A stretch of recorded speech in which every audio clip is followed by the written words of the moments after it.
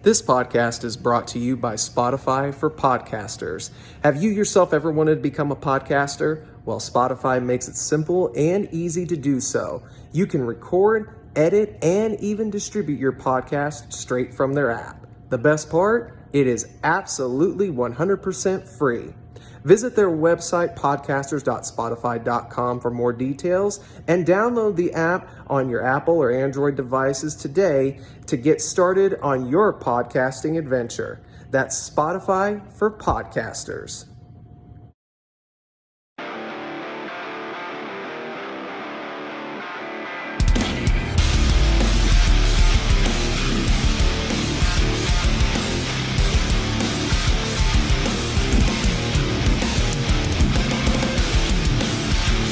What's going on, y'all? Travis Fowler, Park Rider here, back again with another edition of interviews with the 4CP. And this month's guest is actually a relatively new face to the promotion that I have been working with for nearly 7 years.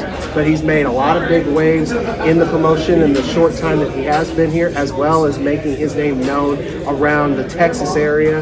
So, ladies and gentlemen, without further ado, my interview for this month is none other than Mr. Tony Snow. Tony, how you doing, man? Travis, how are you, sir? Can't complain too much. Pleasure is all mine. Thank you for having me. As we said before, I've been following WFC. I think the first time I watched a WFC match in 2020 when we were all inside with nothing to do, I was living with the magnificent Malico, and he is a former WFC champion. Great guy, great performer. He was talking to me about the product, and so I subscribed to IWTV, which you can do now at independentwrestling.tv. $9.99 a month. $9.99 a month, a ton of wrestling, man. And I fell in love with the product, and being a commentator myself at the time, I had a lot of respect for you, especially. I was always given the role of being the play-by-play, like, straight-laced guy, the good guy commentator. Yeah. But I always loved the heel commentators. I loved Bobby Heenan. I loved Jerry the King Lawler. I loved Paulie Dangerously when they put him on SmackDown on the mic. Oh man! Like I've always loved being the bad guy, man. So I've been a fan of yours for a while. Thank you. That's a. I didn't ask him to do that, by the way. He just did that. The check did clear, though. It did. I'm good for what I put out there. Yes, sir. But it's not cheap. Anyway. There you go. No, but seriously, I'm all about giving people flowers, man. And when it comes to putting people over, you're in a league of your own. So, well, thank you. Keep doing what you're doing.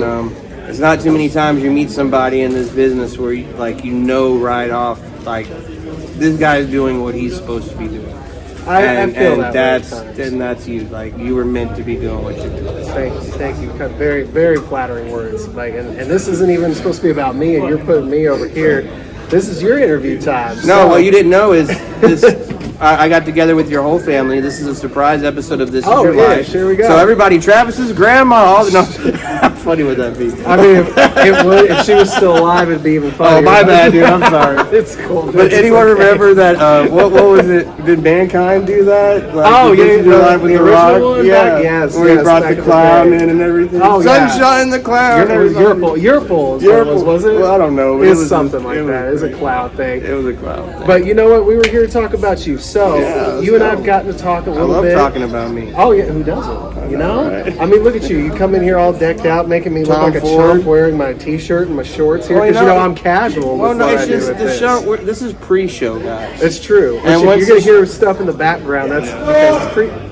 There you go, just like that. Just like that. So I'm already dressed, and I got my Tom Ford 3-piece and all this going, and I got patched up Edgar. I've had to use Edgar a few times lately. And oh yeah. I'm not happy that I've had to resort to using Edgar, but he's good now. Yes, but okay. But no. When it's showtime, Travis puts it on, man. You're gonna be the second best dressed guy in the room tonight. That's a true story. That's a true story by a long mile. Well, you have been a wrestling fan, I'm guessing, your entire life. Because you and I have talked just briefly about it. My earliest WCW, man. My earliest memory, period, in life. My earliest memory is Hulk Hogan and King Kong Bundy in the big blue cage at WrestleMania 2. That's some time. My granddad loved wrestling. My grandmother didn't. My granddad would watch it with me, and Grandma would yell, and she'd say, "Oh, but he's not really bleeding," when he was, obviously, you know. Right. But you know, he did his best to and so yeah, I remember my first two really resounding memories. It's funny because I was a WCW kid. Like, I came home, and the part of the country I lived in, we had on ESPN they played GWF at 4 p.m. And so in Virginia, I'm watching Global Wrestling from the Sportatorium in Dallas, Texas. Yeah, I remember. It was crazy, dude. And so, like, I'm seeing people like the Lightning Kid who became X-Pac, and I'm seeing Jerry Lynn, and I'm seeing, you know, Bruce Pritchard as a manager with long hair. And you got to see the Ebony Express. Ebony Express, and then, you know, a guy that's become a good friend and mentor of mine, James Beard, is the referee. Yeah. As we said, guys, pre-show. That's the guy with the bow tie. So, and so yeah, like I saw, that's my earliest memory. But then I liked WCW because even as a kid, I related more with the realism of it. Sure. Like, I didn't like the gobbledygooker and Mantar and the Portuguese Man of War. Like, I didn't like all the cartoony aspects of WWF. Right, the colorful side. Yeah, I liked WCW. I liked Saturday Night. I liked, you know, when Ric Flair goes out and does an hour-long match with Brian Pillman on TV. You know what I mean? Like, you were more for the sport as opposed sport, to the yeah. And then WWF, you're paying $50-$60 back then to watch all their stuff. Oh yeah. Guess what? WCW is giving you Clash of Champions the same night as WrestleMania, and it's on free TV. Yeah.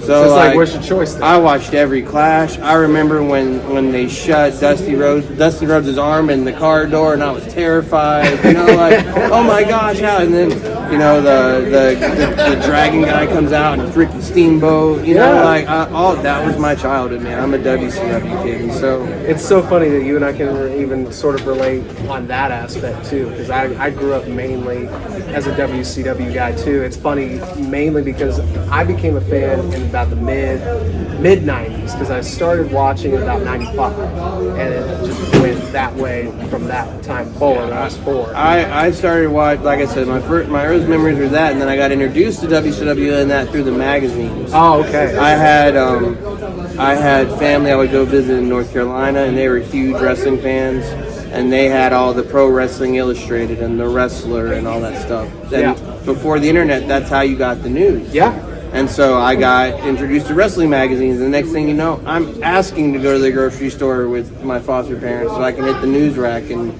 see what's going on, like who's the top 10 in WCW this month. Remember how they'd have the top 10 lists every month? Yes, I do. And so, yeah, dude. This is of a different time. We're talking about magazines. Who buys magazines WCW anymore? was my thing, man. And I so, agree. I kind of picked back up during the WWF's New Generation when they did the In Your House era. Yes. I think that Shawn Michaels' 96 championship run is one of the most overlooked and underappreciated runs ever. Which you and I have talked about briefly on that before. And so, yeah, that was my era. So you and I have a very, very similar upbringing in what we consume when it comes to wrestling products. I completely agree on that. So when I got linked up with Teddy Long, I was working production for a company, and they brought Teddy in, and everybody kept talking about, oh, Teddy Long, the manager of SmackDown, the GM that would come out and dance and make people go one-on-one with The Undertaker. No. The Teddy Long I grew up on was managed and managed the Twin Towers and the Towers of Pain, and managed Mean Mark Callis, and, you know, made Jim Cornette an honorary Muslim, and you know what I mean? Like, that's the Teddy Long that trained me. Yeah. And so, yeah, to be a WCW kid and then have one of the most dominant managers from that era as my trainer, like, come on, man. So, let's go back into your training and go a little deeper into there right now. What got you from being the fan to then starting to work within the business? Because obviously you've been a fan for going on decades at this point. Yeah. So what got you into it? I have been a hip hop DJ for a quarter of a century. Okay. I'm pretty well known in Houston. There's a DJ down there named DJ Screw that kind of, made worldwide news, and he had this clique of DJs, the Screwed Up Clique. I was an affiliate. I wasn't in the clique. I never got to meet him, but I worked with a bunch of his artists that were in it because he died at a young age. Right. And so all the Screwed Up Clique guys, Lil Flip and Paul Wall. And the Freestyle King, Lil Flip. I lived with Lil Flip for years. Really? I was his in-house A&R and producer and everything. That was one of my best friends here. That was his favorite guy. This is how I got into wrestling. You're gonna love this. So I'm living with Flip, and I'm watching indie wrestling, and it was a show from Northeast Wrestling, NEW, and Flip Gordon comes out. And Flip Gordon comes out to Lil Flip's Game Over. Oh my Lord. Flip. Yes. I was Flip's DJ. I performed that song 2,000 times. I've done hundreds of shows for him, right? Yeah. And so I was like, man, that's cool. He's done on. So I reached out to Flip Gordon on Twitter. Right. I'm like, hey, dude, I'm Lil Flip's DJ. I live with him. I showed him your shit. He loves it. And he's like, oh, dude, well, I'm working with Ring of Honor, and we're coming to Texas soon. Like, y'all should come do a show. I'd love to meet him. That's awesome. And so I was like, dude, yeah, of course. So I start just going back and forth with Flip Gordon, and the show comes, Ring of Honor comes to Texas, and we show up, and Lil Flip pulls up in his Rolls Royce, and they bring him in. Everyone's taking pictures with him and stuff, and it's great. And Flip Gordon has his match against TK O'Ryan, and when Flip Gordon wins, they have Lil Flip come over to the barricade and hand him a double cup, and they do a little cheers, and nice. Lil Flip's like, welcome to Texas, my guy, and so while I was there, they took me around and introduced me to everyone, and the main guy who was running Ring of Honor is a guy named Gary Juster. Oh. And if you're a wrestling historian, Gary Juster has worked for every major wrestling promotion out there. Right. He worked for Eric Bischoff, he worked for Vince McMahon, he worked for Ring of Honor. He was one of the main people that organized All In. Mm-hmm. And I met him there, and something that I'm not ashamed of, but I don't put out there a whole lot, is I have autism. I was nonverbal until I was 6 years old. Mm-hmm. And so when I met Gary Juster, I noticed he had Autism Speaks watch on, and the charity watches that they do with, and I mentioned, I'm on the spectrum, man. I'm glad you do that. Like, I do this little thing called Wrestling Against Autism, where I find autistic kids I know and take them to wrestling shows. And, oh man, that's great. And so we started talking. Told him I was a music producer. Next thing you know, I'm making entrance themes for Ring of Honor, and I'm working Ring of Honor with working sound. Oh, that's awesome. Like when Oklahoma City, when Thrashworks Sound, it was that same loop. Like, really? Yeah. And so, did you do Ring of Honor in like 2017 as well? Yeah, it was in the middle of the peak of the Bullet Club. Really? So like when Cody? Yeah, Cody and Matt Jackson and all them. So you were at that Oklahoma City show? I was at that same show. I was there. I did Oklahoma City. I did Dallas, Austin, San Antonio. I did a Northeast loop with them where I did Canada. We did Toronto. I did Buffalo and all that. Wow. And all that just because I was with the DJ and saw Flip Gordon and reached out to him. So my first work in wrestling period was with Ring of Honor. That's crazy. And so I meet some guys from Ring of Honor. I meet some guys at Ring of Honor that were Texas indie wrestlers. And they invited me to a couple of indie shows in Texas. And so I went to check it out. And next thing you know, I'm getting booked to work sound and DJ at indie wrestling shows. And then I started my own audio production company, Snowman Entertainment. And I got about 12 different wrestling companies that we work like. We provide everything but the ring. And so I was doing that, just working production for years. And then when I met Teddy Long, there'd been wrestlers that I'd met that I'd always told, I want to be a manager, I want to train, would love to get trained. And no one ever took me seriously, man. They just blew me off. You're too old. I'm about to turn 42. And this is my first year as a manager. I'm a 42-year-old rookie. Like, I tell people I'm like Dennis Quaid, but not as cool. Remember that movie? It was so fucking good. But yeah, so I got in working production, and anything I could do, I did. Like, I learned how to do everything at the show. Right. And I offered to do anything. Y'all need airport runs, I'll go pick someone up. Y'all need food, I'll go do it. Y'all need this, I'll go. Like, if you need a GoPro, I'll do it. We need a teammate, I'll do it. Because, like, right when I met Teddy, the first thing Teddy Long told me, and everything this man has told me has rung true. The two most important abilities in the world of pro wrestling are availability and reliability.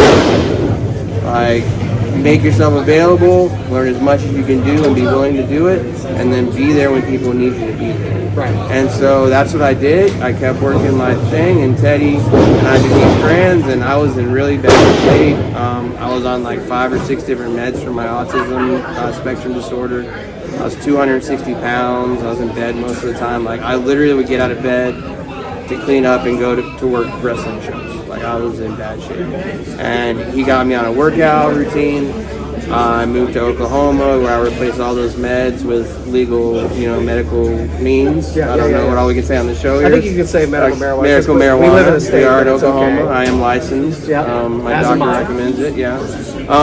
And so under his guidance, man, I lost. I went from 260 to 185. Oh wow! Congratulations. So Teddy worked with me on all the aspects of being a manager, like how to look like a manager, how to talk like a manager, how to hold the microphone, how to walk, what to say, what the difference between good heat and cheap heat. Like, I have 3 sessions with Teddy a week, and it's 2 hours long, and he's hard on me, man. But if he wasn't, then I probably wouldn't be where I am.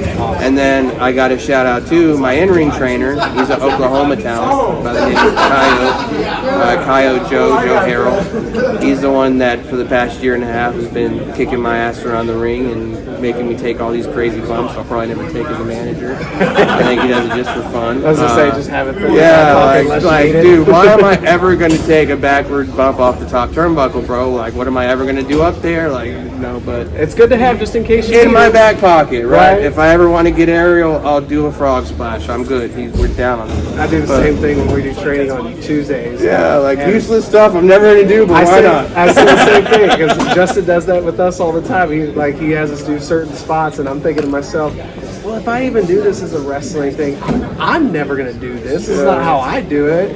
But at the same time, I'm like, it's good to have it just in case you do end up needing to do something like that. But yeah, I'm like, I'm thinking about it. I'm never and it's funny because they tell me, like, you're a heel, we're going to protect your heat, you're only going to get touched like once every 6 months, but yet 3 days in a row you're kicking my ass, bumping me all around this place. He's just callousing. So that one time, 6 months from now, it'll look good, I guess. I'm just messing with you, Joe. But yeah, dude, that's how I got, and so I started, like, Teddy was getting me in shape. When I started going to Texoma because Malico was there and I was running his merch table. Mm-hmm. And it was one of those things, availability. Their play-by-play guy that night no-showed. And I was like, you know what? I've watched wrestling my whole life. I can call plays. I can do this. Because, like, I always had this thing, like, at All In. I wasn't even a commentator yet. I'm there at All In as a guest of the guys. I'm, in media level.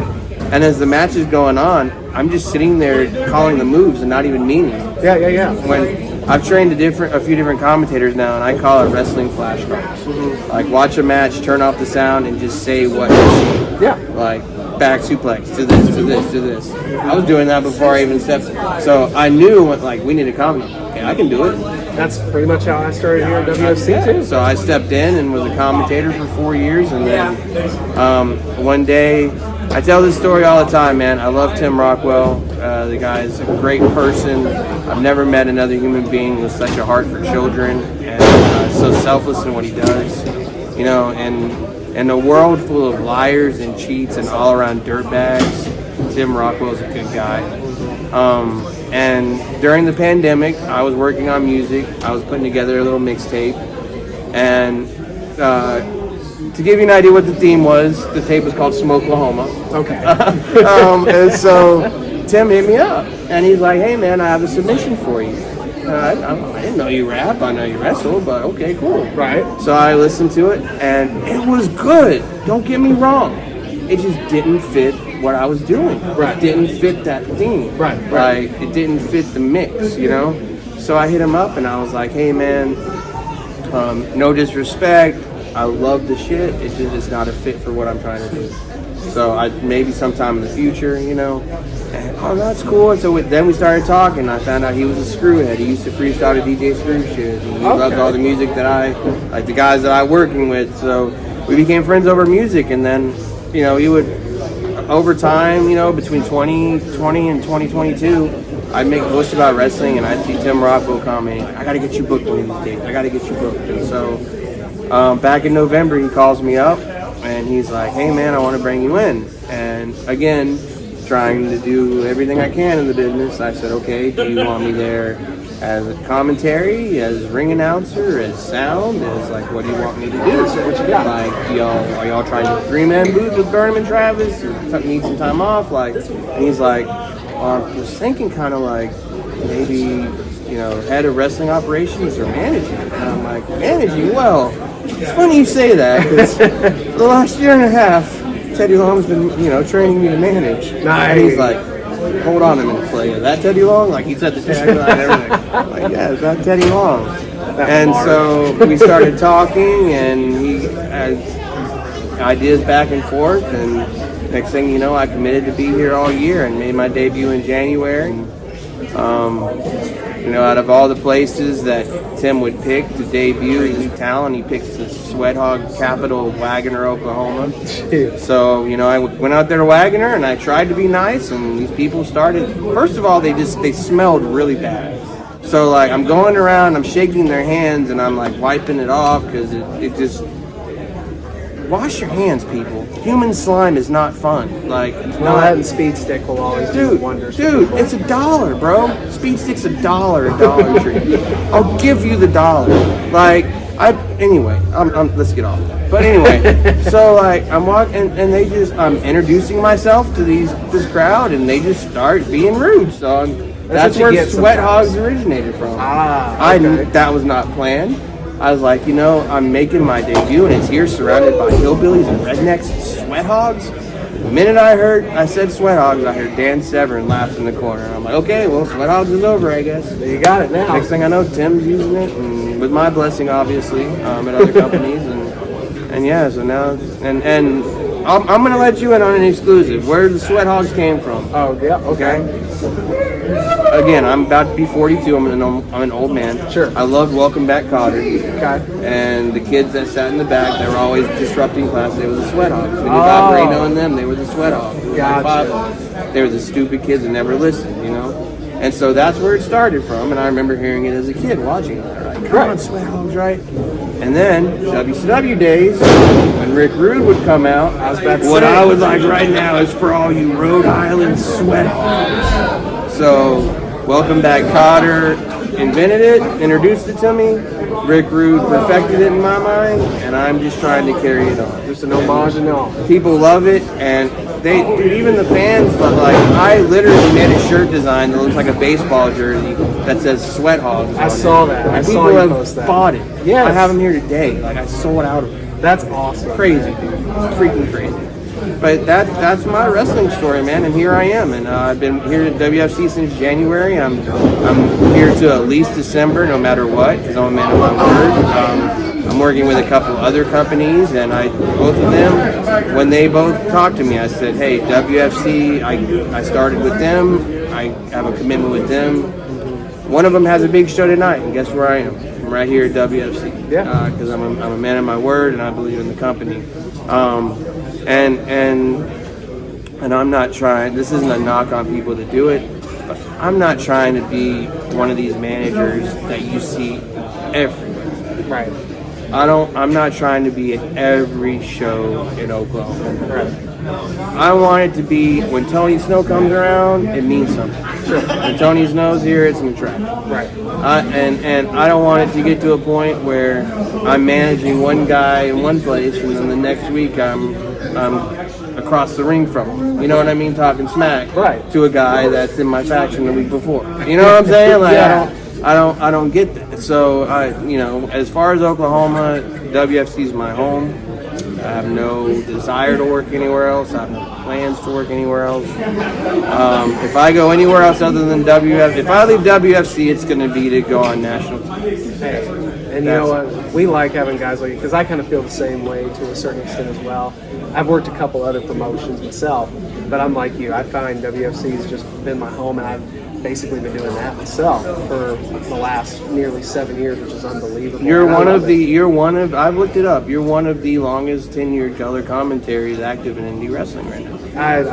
I feel very blessed, honestly, that I've actually been able to do this. Because I'm like you, I used to turn down the TV when I was a kid, and even when, if you remember, like the old video games, like the PlayStations and all that, or I even used to the do all the N64. because they didn't have voiceovers. Thank so I you. do the Yes. introductions. Yes. And then I do the commentary. Yes, my buddies actually used to.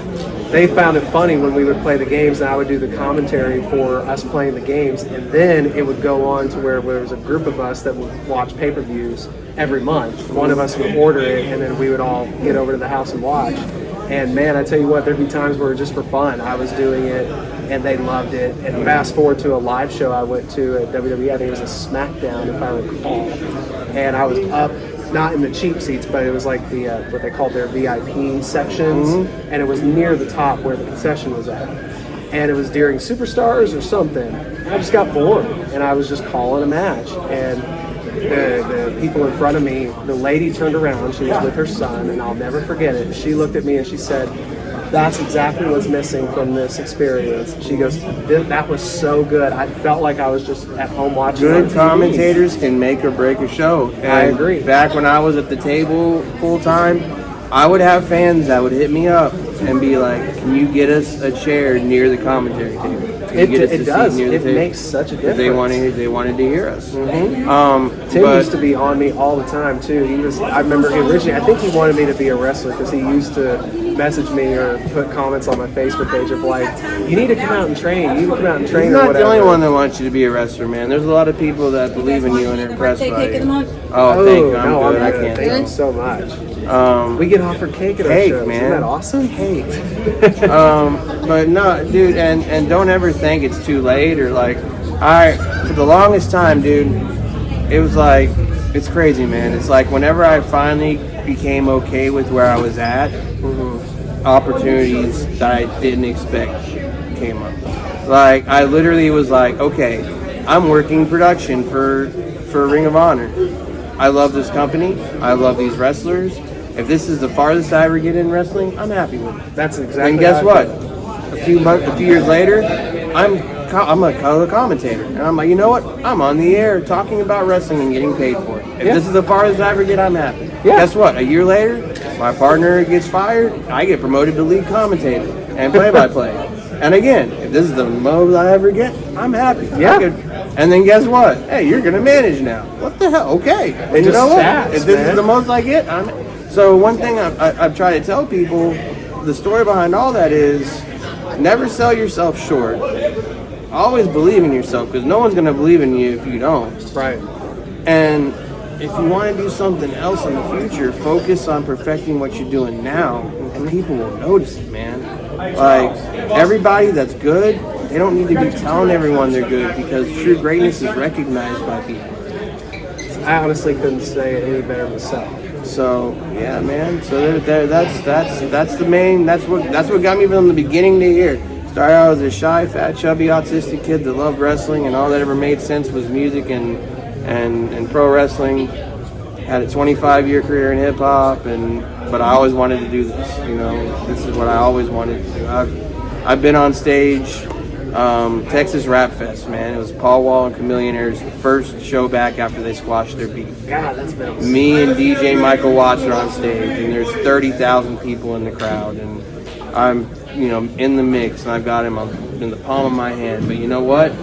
Being in that ring in front of 300 people and having them boo my ass out because that's exactly what I want them to do feels so much better than being in front of all those 30,000 people. I would agree 100%. Well, Tony, I think we're actually about to be summoned because we got to do our locker room meeting. So I'm sorry, man. Did you get everything in? I didn't mean to kind of hijack anything. It was I was talking about myself the whole time. Well, that's kind of what we're supposed to do here is the interview time. There's only one question I didn't get to ask, but I tell you what, we'll have you back for a ask it right now. We got time. Ask it right now. All right. All wrestlers and Johnny's to the back. All right. Well, let's get it out of the way. I always ask people, it can be as a performer or as a fan. What is your most cherished or favorite wrestling memory? My most cherished wrestling memory, and this is going to be somewhat of a hot topic because of the way he died and the way he went out. In 1996, at a house show in Bristol, Virginia, I saw Chris Benoit and Dean Malenko wrestle, and Chris Benoit was the most incredible wrestler I ever saw in a match. And afterwards, man, I got to talk to the guy. It was incredible the way he hit the ropes. It looked like he was hitting bungee cords. Yeah. Chris Benoit in the ring was unreal, and it's a very unfortunate way the way he died. No one knows what happened in that house. All we know is 3 people lost their life, and it was horrible. But that's my seeing that. It was like watching Steve Nash play basketball, watching someone who's in their prime, the best at what they do, doing it and being 20 feet away. Never forget it, man. I replay that match in my head every day. It's awesome, man. Yeah. Well, my friend, we got it in. We worked it in. So, thank you so much for joining me. I hope you guys have enjoyed this interview. Again, we'll have him back for a part 2, like we'll have our other guests for part 2. But until next time, y'all enjoy interviews and all of the exciting content we got coming to 4CP. Like, share, hit the bell notification. Get this out there, man. I believe in this man. I believe in his podcast. So like, share, hit the bell notification. Come to WFC. Let me call you a sweat hog. We'll have fun. Thank you again so much, Tony. And guys, y'all have a great day and continue to love pro wrestling.